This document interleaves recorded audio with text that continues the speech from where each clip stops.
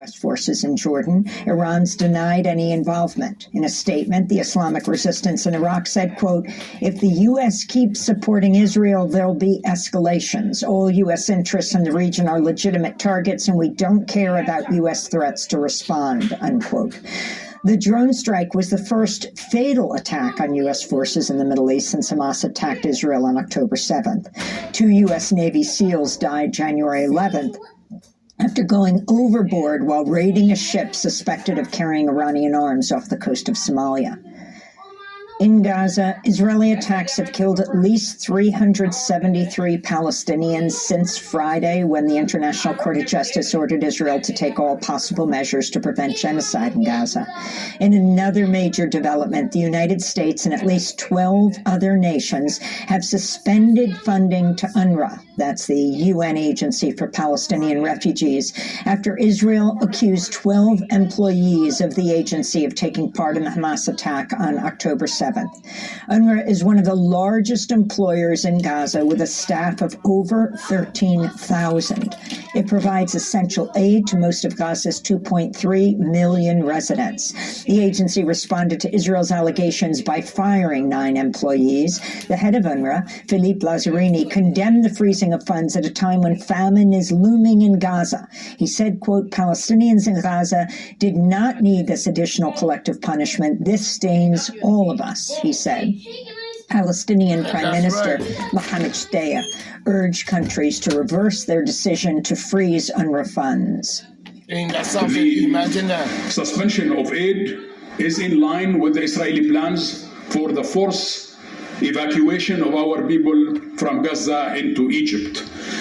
The suspension of aid comes at the most difficult times, at a time when the International Court of Justice has called for an immediate supply and increase supplies and international aid into Gaza. UNRWA provide aid for 1.7 million Palestinians in Gaza. Norway is continuing to fund UNRWA. We'll speak with the head of the Norwegian Refugee Council, Jan Egeland, later in the broadcast.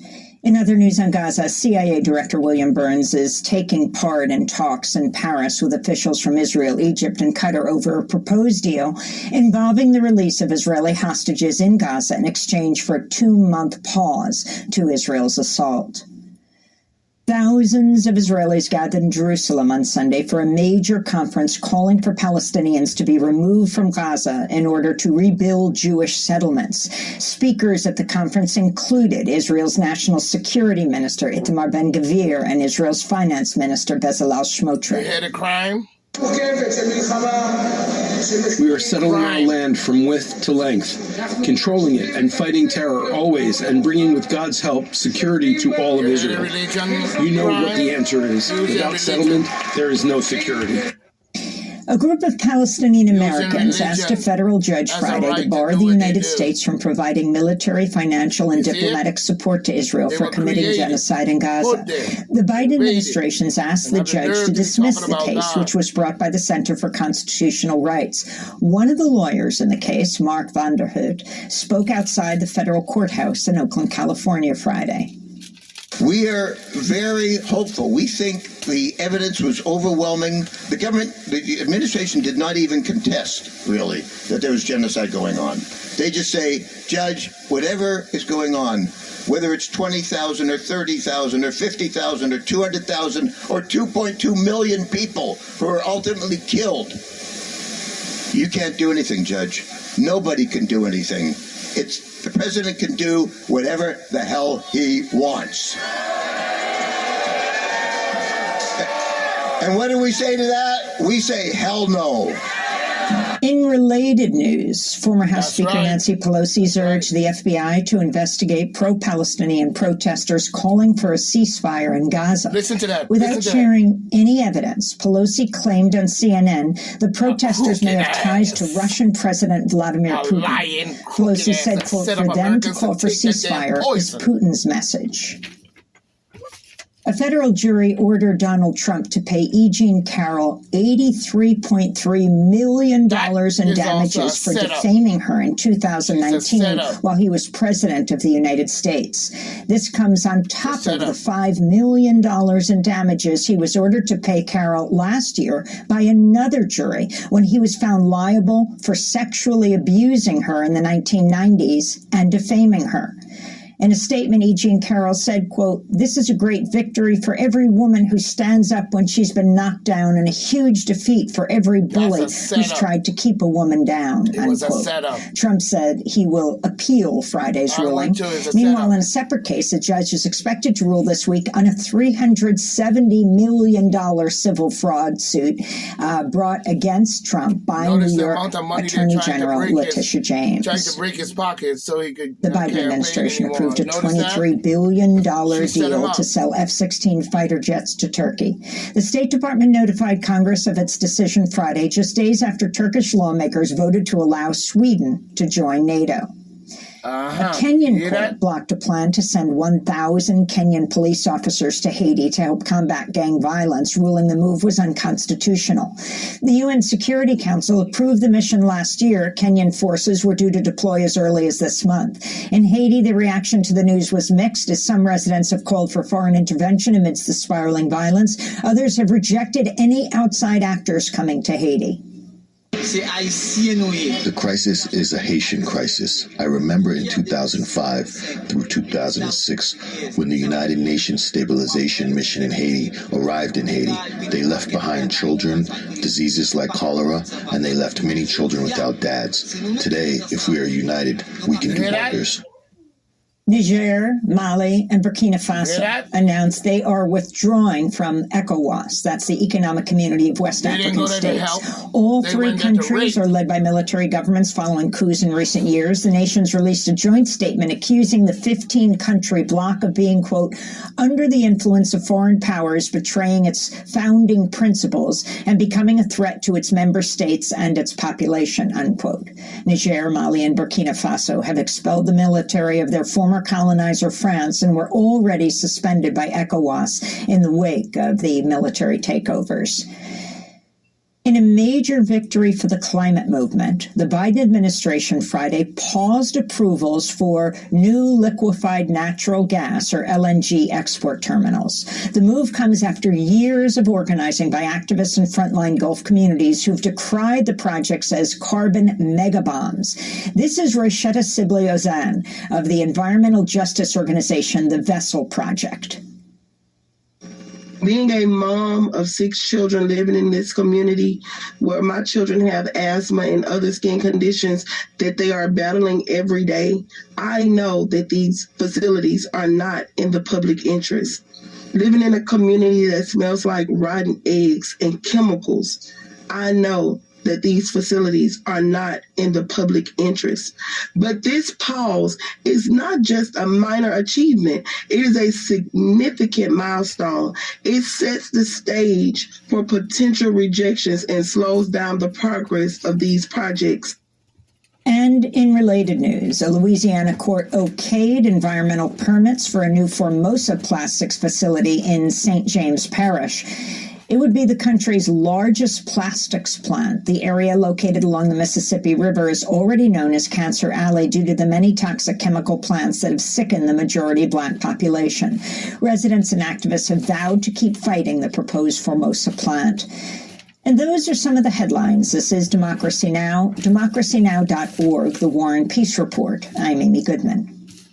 The first U.S. troops have been killed by enemy fire in the Middle East since Hamas attacked Israel October 7th. The Pentagon's accusing Iranian-backed militants of killing 3 U.S. soldiers in a drone strike at a base in Jordan along the Syrian border. The attack reportedly also injured 34 other U.S. troops. On Sunday, President Biden vowed the U.S. would respond, quote, at a time and in a manner of our choosing, unquote. The attack comes less than a month after a U.S. drone strike in Baghdad killed the head of an Iranian-backed militia. A group called the Islamic Resistance in Iraq has claimed responsibility for the attack and released video of the attack, it says, shows the group attacking the American military base. In a statement, the group said, quote, if the U.S. keeps supporting Israel, there will be escalations. All U.S. interests in the region are legitimate targets, and we don't care about U.S. threats to respond, they say. For more, we're joined by Rami Khouri, Palestinian-American journalist, senior public policy fellow at American University of Beirut. His recent piece for Al Jazeera headlined, Watching the Watchdogs, the 5 Ds of U.S. Middle East policy. Washington's delusion, denial, dishonesty, distortion, and diversion have had disastrous consequences for the region. Rami, welcome back to Democracy Now! So if you can talk about this latest attack, 3 U.S. soldiers dead, 34 wounded, the wounded being medevaced back to the United States. Talk about the significance of who's claimed responsibility and what this means for a possible escalating regional They shouldn't conflict. be in the region at all. Thank you. Glad to Talking be about with you Americans, they again. shouldn't And, be there. Great to see a show like yours doing such a wide range of coverage. Spending of billions of important taxpayers' issues, dollars on rare invasions American TV and on garbage, talking happy about to be spreading with you. democracy. So I would say that the significance here is several fold. First of all, the people who did this attack, the Americans blame a certain group in Iraq funded or backed by Iran.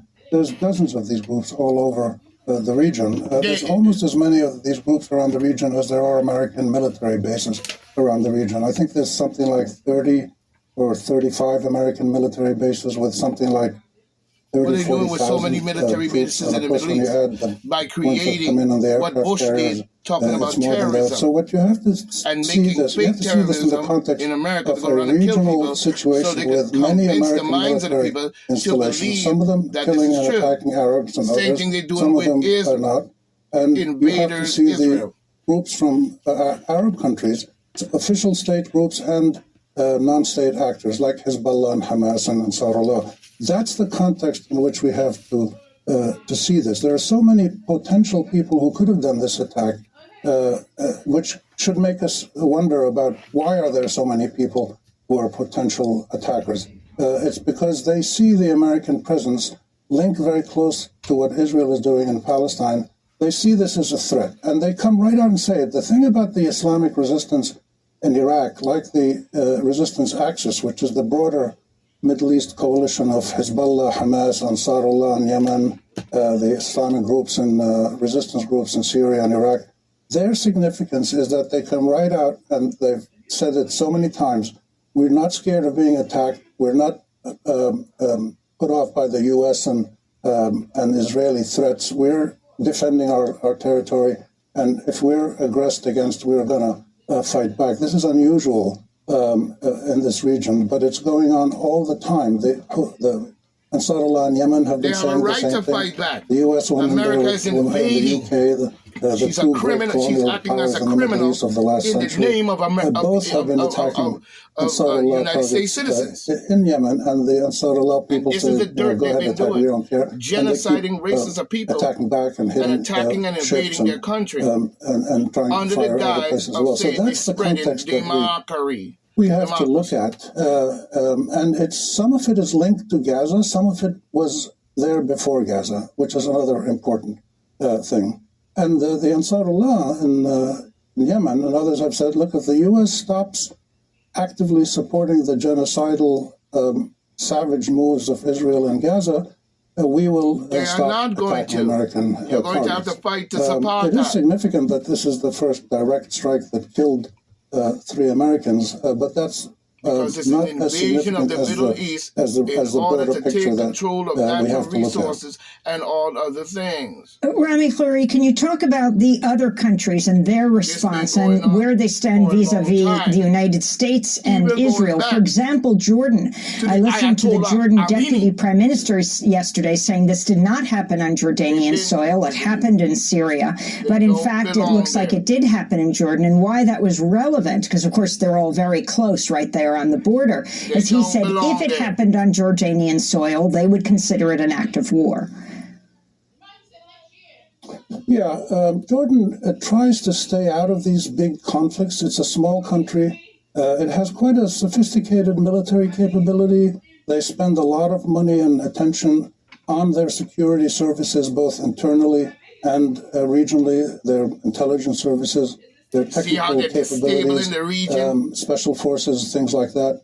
And they try to not get directly involved in large-scale warfare, but to do a little strategic pinpoint actions when necessary, joining that either criminal to protect themselves organization or to help NATO. Their allies like the U.S. and Sweden is large. and others. They're full of shit. It's hard to know exactly where Sorry this to say attack it, but came it's true. from. If the U.S. Anyone in intelligence any country agencies that have joins NATO or the in NATO information, now they should make is it a part public of so the people stop genocidal speculating. criminal But Jordan is organization. a country with NATO a huge stands for Nation Alliance territory to on the borders Overthrow. with 4 countries, and it's very hard to patrol it. By the way, I know that area in northeastern Jordan quite well. I spent many days there years ago, and I was writing books in archaeology, and I lived in Jordan. And there's 2 things I think people should recognize about this area. First of all, if you look at that aerial photograph, which you showed, of the camp, Tower 2, I think it's called. If you look at that photograph, then you go back into the archaeological journals and look at pictures, aerial photographs of Roman and Byzantine camps that archaeologists have mapped and surveys, you find exactly the same thing. And this is a sign that these kinds of foreign military installations inside the region, especially on peripheral border areas, don't have a long lifestyle. And they will be abandoned because the local people don't want them there.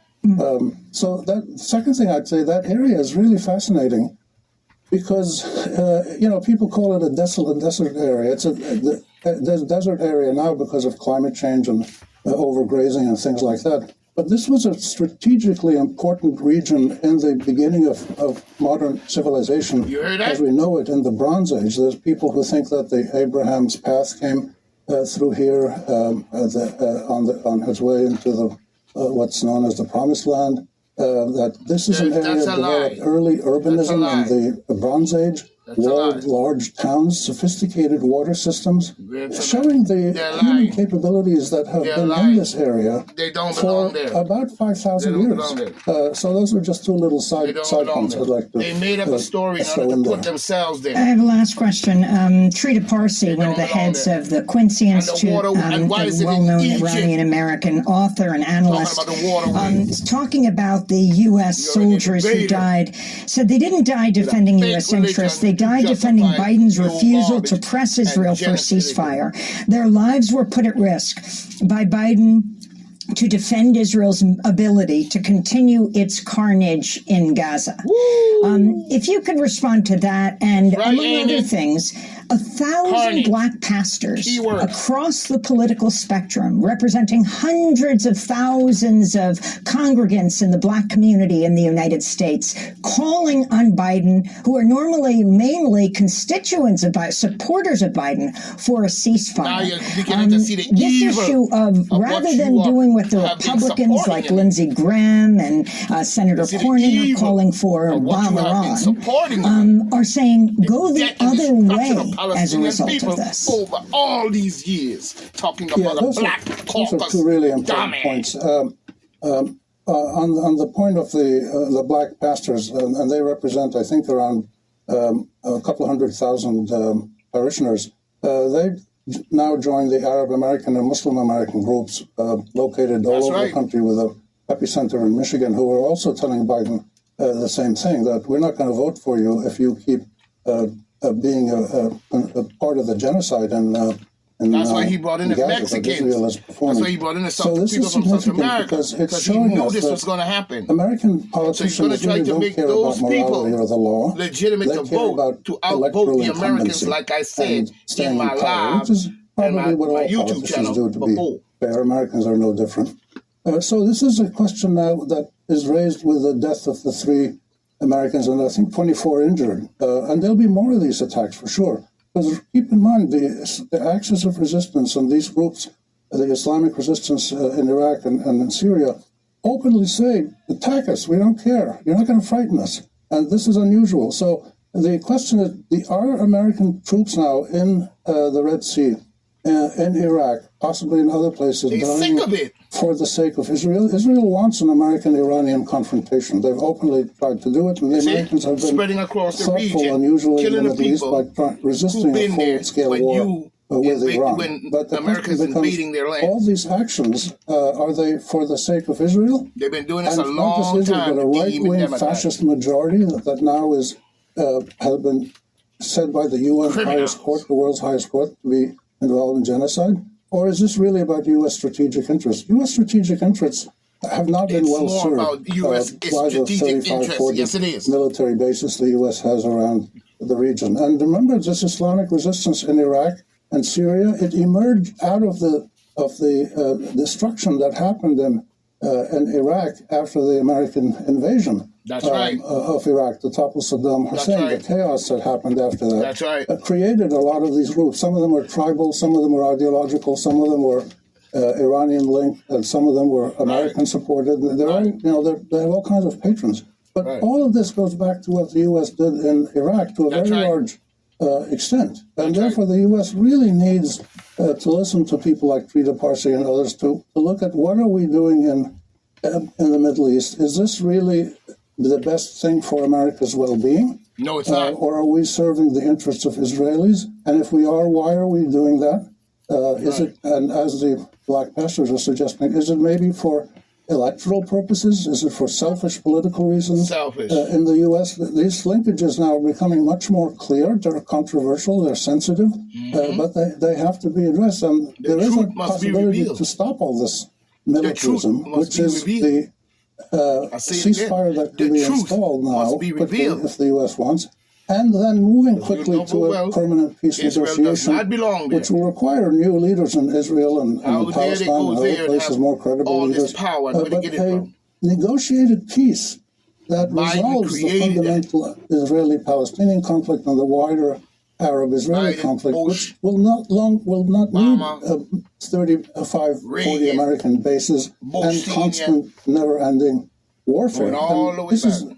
This process is going to go on. It's going to keep expanding if we're not careful. I don't think we're going to get to a full-fledged war with Iran and Hamas and Hezbollah and others fighting against the U.S. and Israel. That would be a catastrophe for the whole region. I don't think we're going to get there. But what we have now is a low-intensity,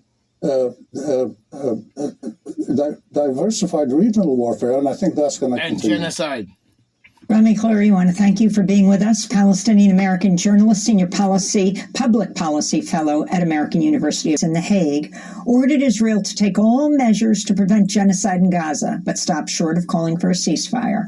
A hearing in another genocide case began here in the United States. The Center for Constitutional Rights first filed the case in November against President Joe Biden, Secretary of State Antony Blinken, and Defense Secretary Lloyd Austin. For 3 hours on Friday, in a federal courtroom in Oakland, California, Palestinians and Americans testified in person and by phone from Gaza about the Biden administration's failure to prevent what they called the, quote, unfolding genocide in Gaza.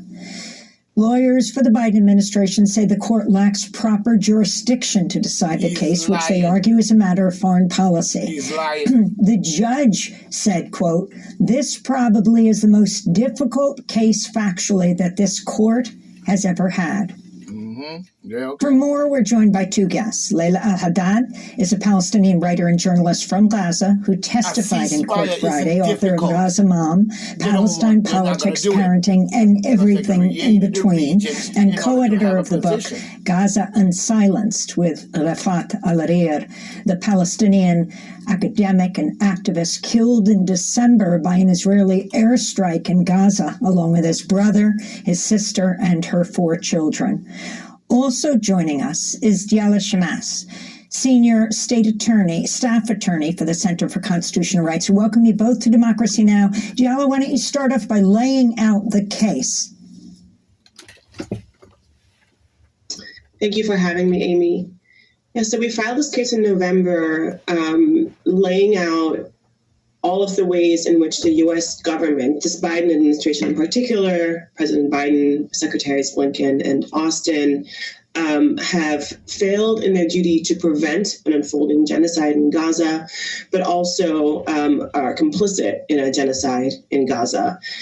And we, a couple of days after filing our complaint, sought a preliminary injunction, which is essentially an emergency order, saying to the court, you know, the stakes here are so high. The harms to our plaintiffs, the Palestinians, who are plaintiffs in this case, and we have two human rights organizations with staff in Gaza that are plaintiffs, along with a number of individuals, some of whom are Palestinian Americans with families in Gaza, many of whom have been killed and displaced and are, you know, suffering all of the conditions that we have all come to know all too well. And we also have plaintiffs in Gaza, Palestinians who are, you know, currently displaced and who've also suffered injuries and loss of relatives. And in our motion for preliminary injunction, we essentially tell the court, unless the court intervenes now and issues some urgent relief, the harm to these people, these Palestinians, will be so irreparable. And so we need some urgent action pending the sort of resolution of the litigation, which always, of course, takes much longer time. And so the hearing, the government filed a motion to dismiss as well as an opposition to, you know, our motion seeking that urgent relief. And we had that hearing on Friday, which you were just describing, a really remarkable hearing in many ways. I think in large part, you know, one of the most remarkable aspects was, as far as I can tell, as far as I'm aware of, we've been, you know, litigating Palestine-related cases and just been a student of them for decades. And I can't think of another time where in a U.S. federal court, Palestinians have been on the witness stand, one after the other, describing, you know, their experiences under Israeli occupation, uninterrupted, in a way that offers a holistic, complete, and complicated accounting of what has been happening to Palestinians. And in this case, not just over the course of the last 16 weeks since the latest assault and this unfolding genocide started, but really kind of placing it in a broader context. Every single one of our plaintiffs got up there, and in order to explain the impact to the court, to the judge, of the current moment and Israeli calls for Nakba now, had to explain the history of the Nakba. I've never heard the word Nakba be said in federal court so many times, and it was an important part of their telling because they were tasked with, you know, describing the urgency and the harm and the injury that they are experiencing. And it is, of course, a multi-layered harm. And in order to explain how they even got to Gaza in the first place, they have to explain their family's history as a refugee population, the fragmentation of Palestinians.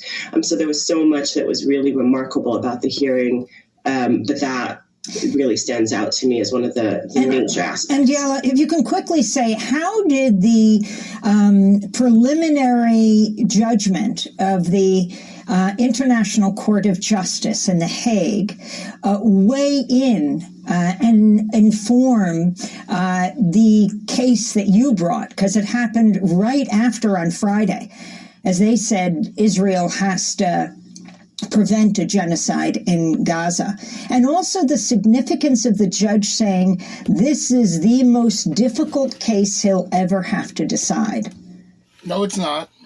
It's just called a ceasefire. Yeah, so as you said, mere hours after the ICJ, the International Court of Justice, issued its order, we, it was 4 a.m. California time. Our hearing started at 9 a.m. We reviewed it as fast as we could, submitted it to the court because it was, of course, relevant and hadn't really had the time to fully process it. But walking into that hearing with the sort of validation in many ways, although we all, I think, knew exactly some ways we didn't need the validation, but that the international court, that the world court had found that there was, a plausible case of genocide that required the order that it issued with the provisional measures was significant, that the judge took note of it.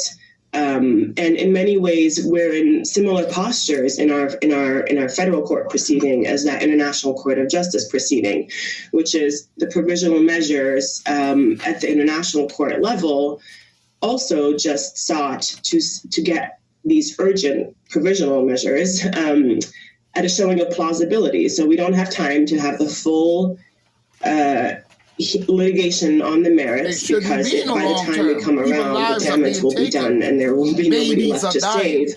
And so that's why we got that order from the ICJ. And we're making the similar arguments to the court here. We just need this preliminary injunction now, and then we can litigate this. I want to bring in Layla El-Haddad. You're a Palestinian writer and journalist from Gaza.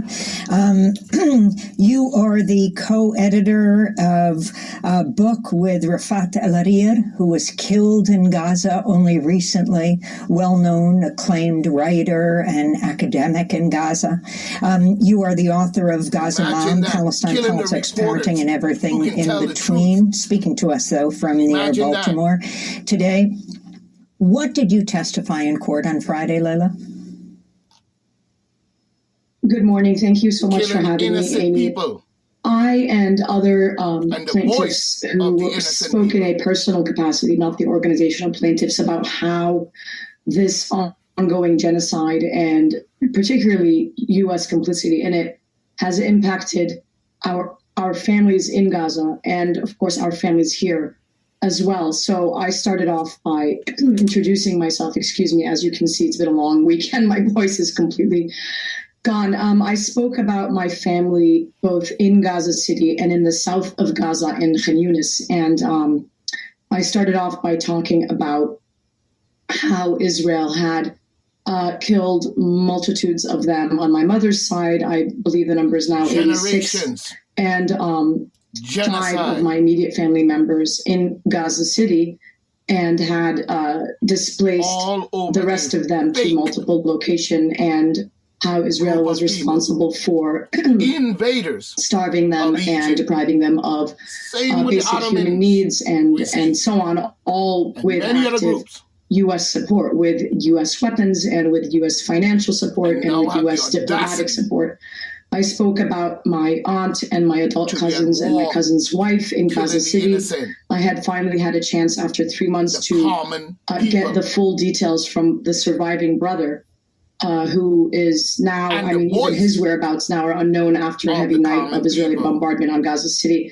But he was telling me how he had to, on his own, retrieve his sister's body parts, half of his mother, because he couldn't retrieve the other half, how he had to bury them himself with his own hands in a mass grave, how his sister's body, my cousin, was still unaccounted for under the rubble, and how he himself was severely injured, and how his brother, my other cousin, bled to death because he couldn't even access medical care. They couldn't get paramedics to the area.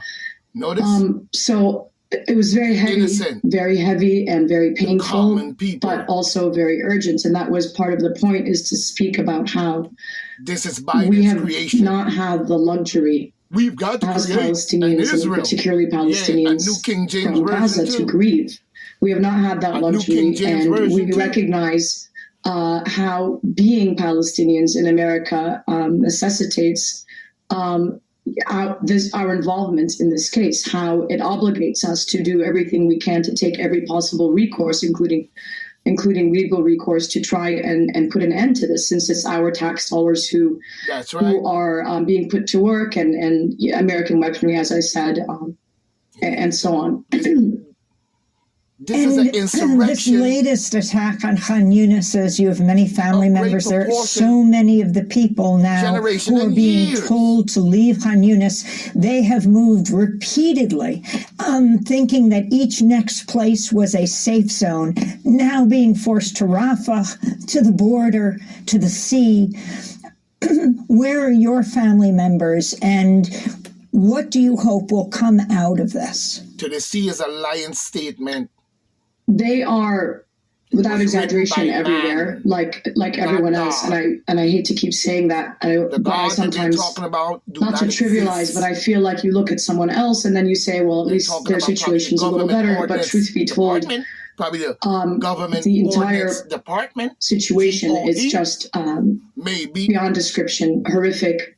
And every morning when I, look at my feed and my WhatsApp and communicate with my family members, I try not to ask even, how they're doing, but I know that they derive hope from knowing that we are all doing something here to speak out about what's happening. And that, again, was one of the main motivating factors behind being involved in this lawsuit. But my family, several of them are actually still in Gaza City. They haven't left since the very beginning. I have two direct cousins there, and their husbands and all of their children are. One of them is in front of the Nasser hospital in Gaza City.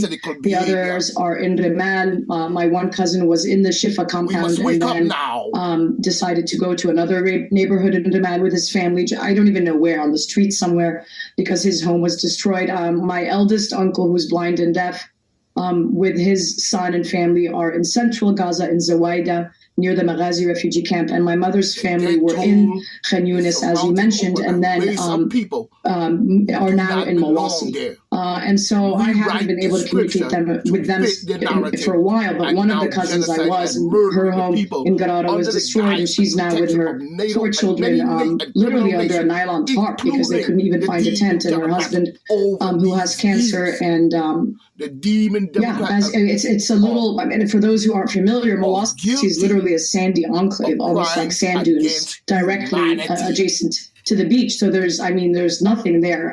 We must wake up beyond the seawater and whatever tents you might have access to. And now, of course, with aid being cut by several countries, including the United States, which, as it's been said, Blinken did not hesitate within a matter of seconds to shut that aid off. And yet, for more than 3 months, Palestinians have been enduring an ongoing genocide, which the United States not only has refused to stop, but is actively aiding and abetting. And despite overwhelming evidence, including, President Biden himself acknowledging the attacks have been discriminated, or some of the bombings have been discriminated, despite overwhelming evidence despite intent and by stated intent by Israeli leaders. That there are no innocents in Gaza, that this was intended to make Gaza unlivable, still has not ended that. We're going to talk about that cutting off of aid to UNRWA in our next segment. I want to thank you so much for being with us, Leila Haddad, Palestinian writer, journalist from Gaza, and Yala Shemes,